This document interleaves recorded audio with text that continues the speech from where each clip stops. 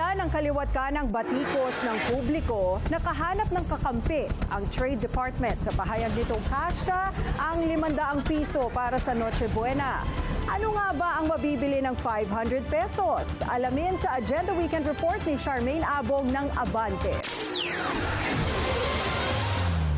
Naniniwala ang samahan ng mga supermarket sa bansa na posible ang 500 pesos Noche Buena price na unang iminungkahi ng Department of Trade and Industries. Ayon kay Philippine Amalgamated Supermarkets Association President Stephen Cua, suggesting price lamang ang inihayag ng DTI at nasa tao pa rin kung paano ito gagastusin at pagkakasyahin. Pwede bang pagkasya ng 500? Technically, pwede.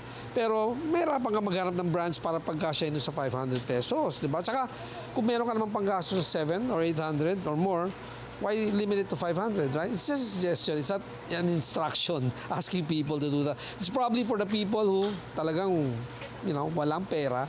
Pagkasyahin, baka 300, pagkasyahin na nila, di ba?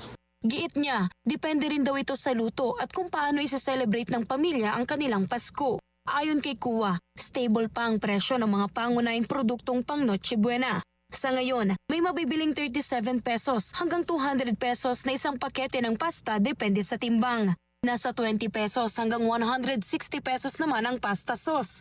17 pesos hanggang 100 pesos ang presyo ng keso depende sa laki.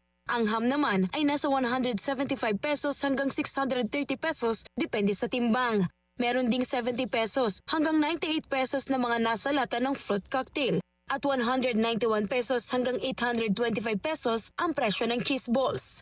Dito sa isang grocery store sa Quezon City, meron tayong nakitang malapit sa mungkahi ng DTI na 500 pesos pang Noche Buena. Ito yung tig 575 pesos Noche Buena package. Meron itong 8 items na pwedeng pang spaghetti at fruit cocktail para sa Pasko. Samantala, hiniling naman ni Cua sa pamahalaan na magkaroon ng development at tutukan ang iba't ibang industriya ng pagkain tulad ng asin na pangunahing sangkap para hindi na aniya umasa sa mga imported na produkto na siyang nagpapalugi sa mga negosyante sa bansa. Sana isipin nila paano palaguin para pumasok ang foreign investors, para lumago ang investment ng local players and local businessmen. Para sa Agenda, Charmaine Abong, Abante.